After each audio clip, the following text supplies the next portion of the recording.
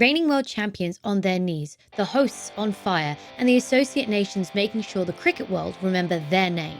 It's been a competition of upsets and surprises throughout the first 6 rounds of the group stages. Who will qualify for the semi-finals and who will be eliminated early? We're going to discuss all that and more on today's episode of Round the Stumps.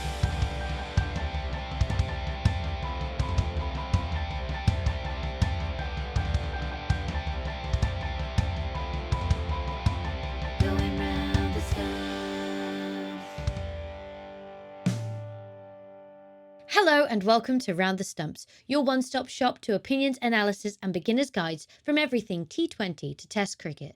Today we will be discussing the 2023 ICC Men's Cricket World Cup and the first two-thirds of the group stages, assess all 10 teams' performances so far and talk about who is going to qualify in one of those 4 coveted spots for the semi-finals. The competition has ebbed and flowed throughout the first 6 rounds of the group stages, with shock surprises coming as some favourites in the competition found themselves out of form from the start.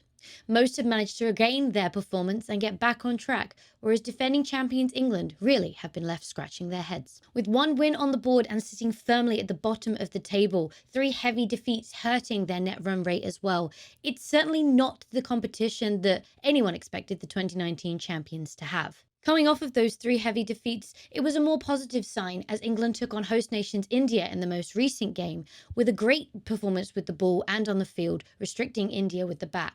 Unfortunately, it wasn't to be that second win that England are so desperately after, as they failed to convert with another batting collapse, falling 100 short of their mere 230 run chase. What is going wrong with England seems to be the question on everyone's lips, and no one seems to have a straightforward answer. Their lack of preparation could be contributing to this weird form that England find themselves in, as the 15-man squad they took to India really should have seen that even with a few players out of form, they should have had the performance to stay on the front foot.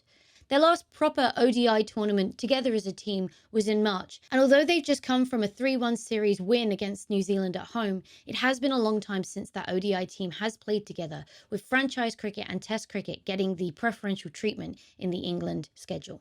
It also can't be shied away from that England may have come into this tournament with a little bit of arrogance, we've done it before so we can do it again attitude, and have underestimated some of their opposition who have come with very little expectation and managed to put in incredibly good performances. Most of the Indian wickets have been showing as batting favourite, and we've seen through the first 6 rounds that teams with a strong batting lineup have had the advantage.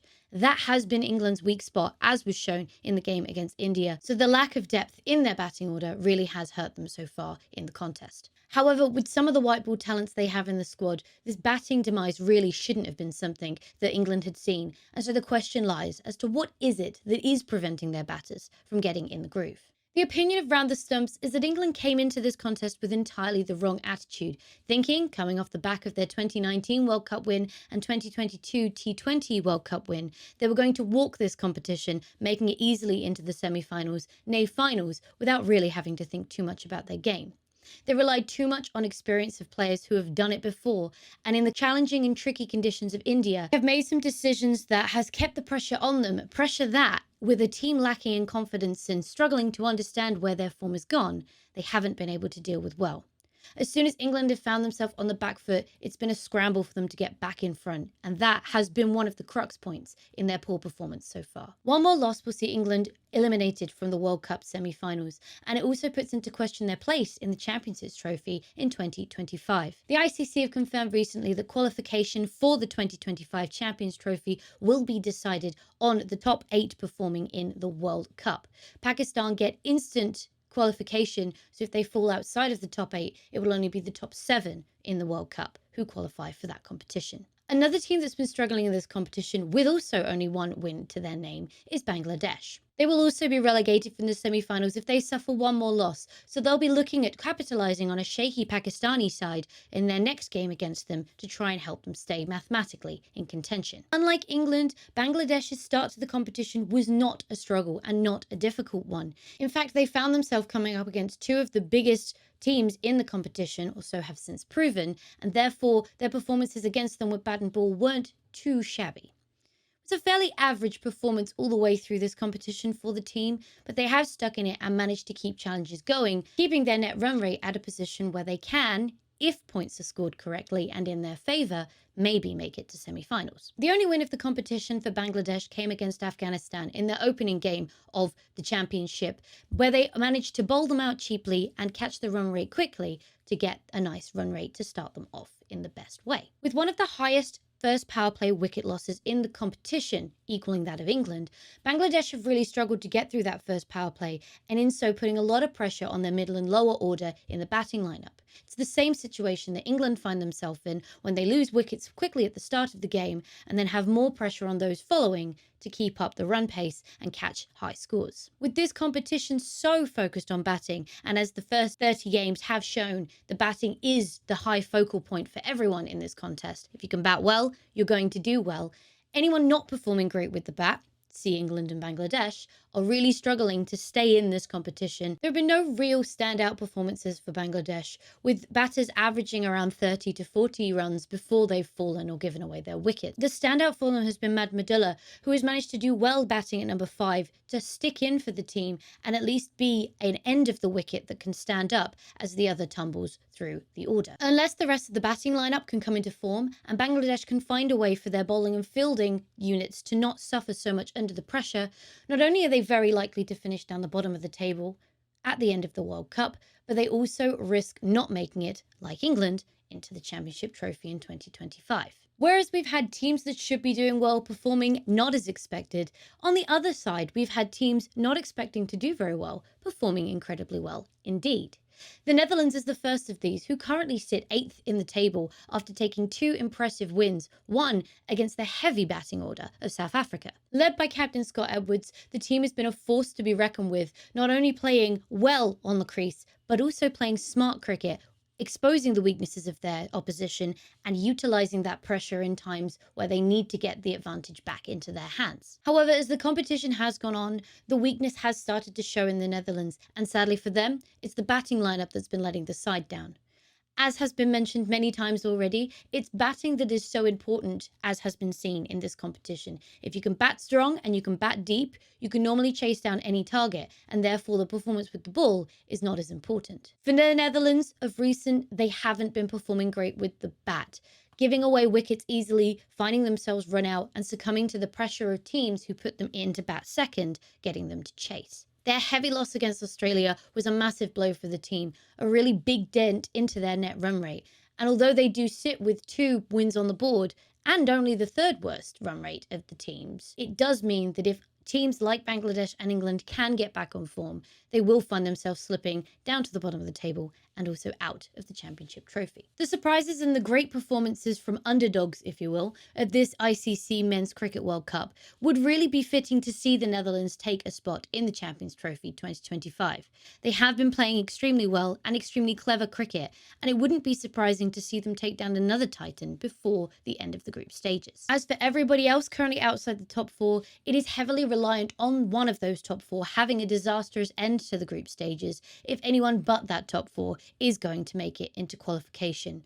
The table does seem relatively set, with the top 4 really starting to bring themselves a buffer now before the end of the 7th games are played.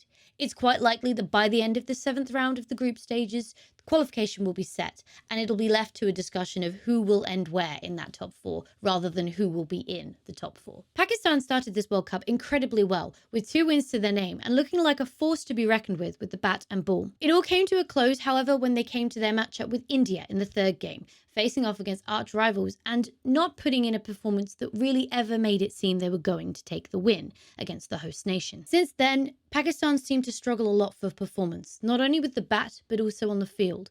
Bowlers like Shaheen Afridi, who have been in great form this whole competition, were angered and frustrated by the performance of the field as wickets that should have been taken, catches that should have been caught, and run-outs that should have been successfully taken were lost to poor fielding. The competition so far in the ICC Men's Cricket World Cup have tended to be fairly one-sided, with only 2, arguably maybe 3 games really coming to a close. One of the most exciting games so far in this contest was the last game Pakistan played against South Africa.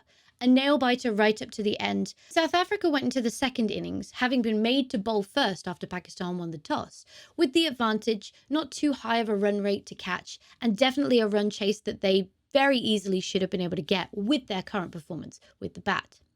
It seemed to be advantage South Africa through most of their innings until Pakistan put the charge down around the halfway point and suddenly wickets started to fall. It all came down to the penultimate over where Pakistan just had 1 wicket to get while South Africa had 10 runs to claim.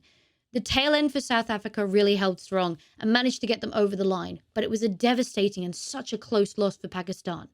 It really gave the impression that Pakistan had refound what they'd lost in the last 3 matches, and maybe towards the end of the competition could start winning matches again to put themselves in the best place if any of the top 4 have any issues going into the last few games. Although they are in a much stronger position than the likes of England and Bangladesh, Pakistan will really need to win every match now until the end of the contest, until the end of the group stages, if they want a chance of making qualification.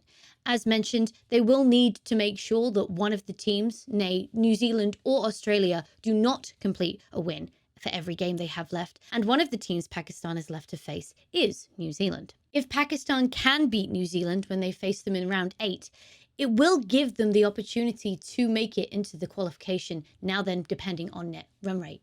Pakistan will really be relying on South Africa to take down the 2-time runners-up of the World Cup, however, if they really want to make sure there's a great chance of them still making qualification. If this podcast had come out 2 weeks ago, Round the Stumps would have been talking very exclusively about how Sri Lanka was already out of the competition, down on their feet with no wins to their name, a 4-0 loss rate. And that just goes to show how quickly things can change in this contest, as Sri Lanka now find themselves 6th in the standings, not only with 2 wins to their name, but also above Pakistan, Netherlands, Bangladesh, and England. Their win against England was incredibly crucial to their competition campaign. Like England, it was a must-win game. And not only did Sri Lanka come out and win the game, they won it competitively, fought hard, and showed a very attacking spirit to make sure that there was no chance England were going to win. And even if they were, it was going to be by the barest of margins. Arguably, it's been a difficult start for Sri Lanka due to the opposition they have faced. Their first game was against South Africa, a team who very much came out with a point to prove, batting to 428 before their 50 overs were over. It was an incredibly high run chase for Sri Lanka to follow, a run rate of 8.5 required over the 50 overs. And South Africa proved very quickly out the gate that if you give them the chance to get ahead, it's very unlikely you're going to get that back. The Sri Lankan side still have to play India and New Zealand, 2 other heavy hitters in the competition who are on very good form, and it'll be surprising if they manage to beat either of them. But as this competition has showed so far, surprises are certainly not off the table, and someone could be the one who make the Indian Titans fall. Qualification for them too will be difficult, but if they can beat the likes of India and New Zealand, or New Zealand find themselves in a slump of form towards the end of the competition, qualification is still mathematically possible, and with 2 wins to their name, they're definitely more in contention than others to make sure they could be taking one of those last 4 spots. The biggest surprise in this competition, and certainly here at Round the Stumps, has been the incredibly impressive performance of the Afghanistan World Cup team. With a 1-to-1 ratio of wins after 6 matches, no one would have given odds on that when we came to the start of the competition. The team came into the competition with only 2 past World Cup match wins to their name, after being in the contest on 3 other occasions. Now having doubled that with 3 wins to their name in just the first 6 games of this contest is an incredible resurgence of form, and great to see an underdog of the contest really shining. The team are the only one now on 6 points as well, with 3 wins to their name at this moment in time, and have placed themselves in the best place for if any of the top 4 have a drop in form. Their defeats against England and Pakistan stand out most, not just because they were defeats, but the nature in which the defeats came along. The England battering was absolutely iconic and will go down in World Cup history for eternity. To take their first win against Pakistan in such a high-pressured field on such a world-class stage was also an incredible show to how confidently and competitively Afghanistan are playing with bat and ball. The team are fully deserving of a top 7 finish, fully deserving of a place in Championships trophy, and fully deserving to be the team in the best place possible to take a semi-final qualification spot if indeed something happens to the top 4. Round the Stumps would quietly, not biasedly, like to see them do it, because it's always nice to see a little bit of upset at the top, especially when the top does currently seem so set. Whether they would get any further if they did make semi-final qualification stands to remain to be told. Because when it comes to knockout cricket, it's not necessarily about how well you've played over a long period of time, but how well you play on the day. Could they stand up to the pressure of the situation? It could remain to be seen, but it would be lovely to see someone unexpected make it into the semi-finals. They still remain to play the on-form South Africa and the back-on-form Australia, so their chances of taking 3 clean wins and putting themselves into qualification at the end of the group stages is probably on the lower side, but it still doesn't make us stop rooting for them every time they take to the field. Because swings in performance have already been seen, as with Sri Lanka going from no wins after 4 matches to 2 wins after 6. Australia had the reverse, taking 2 losses in the first 2 games and really looking like a team who didn't know what they were doing. It was a similar situation to England, with Australia seeming caught out by the wickets, the way that the play was happening in India.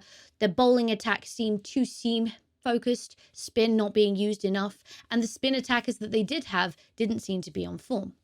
With the bat as well, they weren't putting on too high run chases, so it just seemed to be a weak performance all round from the 5-time champions. However, unlike England, Australia found what they were looking for and came out for their 3rd game of the contest to really make sure people knew they were back in this thing. In the space of 3 games, they'd made their way up from the bottom of the table back into qualification, and now they're back in a position where it'll be very unlikely for them to lose it. One of the biggest reasons Australia has come back to form is their batting order. As we have already spoken about a lot, it is a batting-focused contest. So David Warner, Glenn Maxwell, Mitch Marsh, and the rest coming into form with the bat, putting on centuries and not letting their wickets fall until they've made the 100, has been really crucial to Australia's turnaround in this competition. Their heavy victory against the Netherlands, bowling them all out for 90 after they'd set a run chase of nearly 400, was incredibly helpful for their net run rate. But their performance in the earlier stages of the competition have meant that hasn't made their run rate the best in the competition.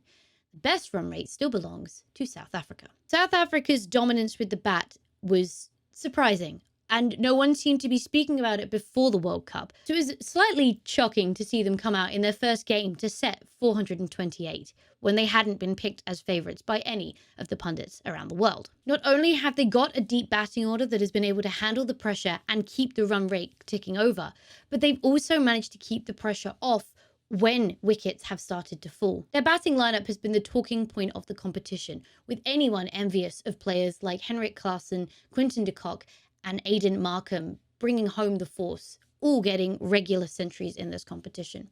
They seem to really be getting on board with the Indian wickets, able to take on seam or spin attack spectacularly to keep their run rate up high and very hard to catch. 2 heavy defeats against England and Bangladesh really set their standards going with their net run rate, putting their net run rate above 2 in the positive figure. If they can beat India, they will put themselves to the top of the table, which could throw a bit of a spanner in the works when it comes to the predicted final.